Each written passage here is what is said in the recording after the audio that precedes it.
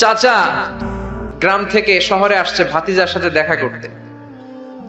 গ্রাম থেকে শাকসবজি নিয়ে আসছে। তো যাওয়ার পরে ভাতিজা নাস্তা দিচ্ছে চাচাকে, চাচা খান। চাচা নাস্তা খায় আর বলে, অনেকদিন পরে আসছি, তোমার নাকি এক ছেলে এক মেয়ে, আমার সাথে তো কোনোদিন দেখা হয় নাই, ডাকো না একটু দেখা করি। ভাতিজা ওদেরকে ডাক দিছে, ব্রাশ ফায়া ব্রাশ ফায়া শুই না, চাচা খানা থিয়া দিছে দৌড়। ভাতিজা বলে, চাচা দৌড়ায়েন না, চাচা আইজো দৌড় কাইলো দৌড়, জনমের দৌড়। চাচাও দৌড়ায়, ভাতিজাও দৌড়ায়। চাচা কয়, ভাতিজা বয়স আমার 80, আমারে তুই ব্রাশ ফায়ার করিস না।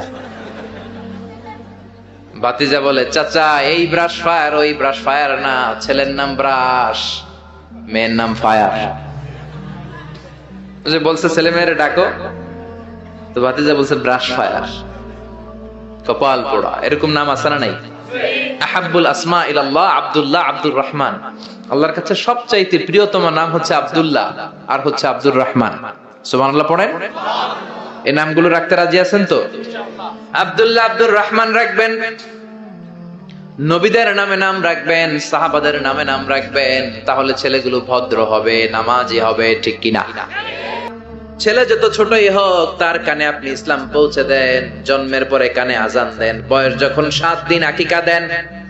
আকিকা অনেকে দেরি করে দেয়, কুরবানির সাথে দেয়, হ্যাঁ আদায় হবে, কিন্তু 7 দিনে দিলে সুন্নাত সম্মত আদায় হবে, ঠিক কিনা? কিয়ামতের দিন কি প্রধানমন্ত্রীর জন্য আলাদা লাইন? প্রেসিডেন্টের জন্য, এমপির জন্য? কিয়ামতের দিন লাইন দুইটা। কয়টা? আসহাবুল ইয়ামিন, আসহাবুশ শিমাল। একটা হবে ডানপন্থী আর একটা বামপন্থী। ডানপন্থীদের হাতের মধ্যে থাকবে লা ইলাহার পতাকা, আল্লিল্লাহে তাকবীর, আল্লাহু আকবার। আর বামপন্থীদের ওইখানে কিল ঘুষি আছে না নাই? দল দুইটা। ওই দিন হবে আসল খেলা, ফাইনাল খেলা, ঠিক কি না? এজন্য ইসলাম বলে, there is no difference between black and white, between upper and lower, between the richer section of the society and poorer section of the society, between the prime minister, member of the parliament and rickshaw puller, factory labor. Everyone is totally equal, 100% equal, completely equal in the eyes of Islam. চিল্লায় কোন ঠিক কি না? সাদা কালায় পার্থক্য নাই। প্রধানমন্ত্রী কুলিওয়ালা, ঠেলাওয়ালা, রিকশাওয়ালায় পার্থক্য নাই। পার্থক্য হলো যার কলিজায় তাকওয়া বেশি, সেই আল্লাহর কাছে সেরা। এই জিহ্বা দিয়ে যদি কোরআনের তেলাওয়াত করেন, এই জিহ্বা দিয়ে যদি আপনি আল্লাহর জিকির করেন, এই জিহ্বা দিয়ে যদি কোরআনের দাওয়াত দেন, এই জিহ্বা দিয়ে যদি ভালো ভালো কথা বলেন, এই জিহ্বাটাই হলো সেরা অঙ্গ। আর এই জিহ্বা দিয়ে যদি মিথ্যা কথা বলেন, ওয়াদার খেলাফ করেন, মানুষকে গালি দেন, চগলখুরি করেন, গীবত করেন, জিহ্বার চেয়ে খারাপ কোন অঙ্গ হতে পারে? এজন্য আল্লাহ বললেন, আলাম নাজআল লাহু আইনাইনি ওয়া লিসানাও ওয়া শাফাতাইনি ওয়া হাদাইনাহুন নাজদাইন। ও গোলাম, তোরে চোখ দিলাম, ঠোঁট দিলাম, তোরে আমি জিহ্বা দিলাম। জিহ্বা দিলেন কে? জিহ্বা না থাকলে খাবারের স্বাদ নিতে পারতেন? জোরে বলেন। আল্লাহর দেহের অঙ্গগুলার সেটিং এত সুন্দর। এই দেখেন, খাবো এইখানে মুখ, চাবানোর জন্য ভিতরে দাঁত, ঘ্রাণ নেওয়ার জন্য তার 2 ইঞ্চি উপরে নাক, দেখার জন্য চোখ। আচ্ছা, আমাদের চোখ দুইটা যদি পিছনে থাকতো, এদিকে একটা দিকে একটা, তাহলে খাওয়ার সময় এটা ভালো কি খারাপ দেখার জন্য এইভাবে নেওয়া লাগতো, তাই না? নাক যদি এইখানে না থাকে, নাক থাকতো এইখানে পিঠে, পিঠে যদি নাকটা থাকতো, তাহলে খাওয়ার আগে এটা কি ভালো খাবার না বাসি খাবার, আগে নাকের এইখানে দেখানো লাগতো, একটু সুইকা দেখি ভালো কিনা, ঠিক কিনা? চোখ যেখানে আল্লাহ রাখলেন, এখান থেকে যদি মাত্র 2 ইঞ্চি উপরে, এইখানে হয়তো বাম চোখটা, এদিকে ডান চোখটা কি হইতো? ফুটবল খেলতে যায়, ফুটবলে হেড দিতে গেলে চোখ দুইটা ডিমের মতো পৌঁছে যেত, ঠিক কিনা? কান দুইটা চমৎকার জায়গায় দিলেন।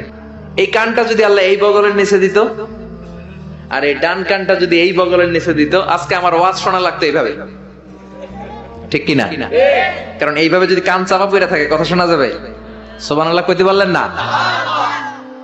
এইজন্য আল্লাহ বললেন, আলাম নাজআল লাহু আইনাইনি ওয়া লিসানাও ওয়া শাফাতাইনি ওয়া হাদাইনাহুন নাজদাইন। তোরে জিহ্বা দিলাম, জিহ্বা দিয়ে স্বাদ নেয়ার সুযোগ দিলাম। আমাদের এই যে জিহ্বা, নরম নরম টিস্যু দিয়ে আল্লাহ জিহ্বাটারে বানিয়েছেন। এই জিহ্বার পার স্কয়ার সেন্টিমিটারে টেস্ট বার্ড আছে 84টা। সেই হিসাবে আমাদের পুরো জিহ্বা দিয়ে আমরা কয়েক হাজার ধরনের খাদ্যের স্বাদ আস্বাদন করতে পারি। কোন সুবহানাল্লাহ। এত নরম অঙ্গ দেহের আর দ্বিতীয়টা নাই। একটা চুল যদি জিহ্বার মধ্যে পড়ে যায় সেটাও টের পাওয়া যায়, জোরে কোন ঠিক কিনা। এজন্য রব্বুল আলামিন সাইয়েদনা মুসারে ডেকে বললেন, ও মুসা, তোর মেজাজ দিয়েছি গরম, কিন্তু জিহ্বা দিয়েছি নরম। ফেরাউনের কাছে যখন দাওয়াত নিয়ে যাবা, গরম মেজাজটা নিয়ে যেও না, নরম জিহ্বাটা দিয়ে নরম নরম ভাষায় দাওয়াত দিবা। فقولا له قولا لينا لعله يتذكر أو يخشى। ও মুসা, তুমি আর তোমার ভাই হারুন ফেরাউনের কাছে যখন যাবা, মেজাজ গরম দেখায় না। মেজাজ দিছি গরম, কিন্তু জিহ্বা দিছি নরম। নরম জিহ্বা দিয়ে নরম ভাষায় দাওয়াত দিবা, হয়তো ফেরাউনের কপালে খুলে যেতে পারে, ঠিক কিনা।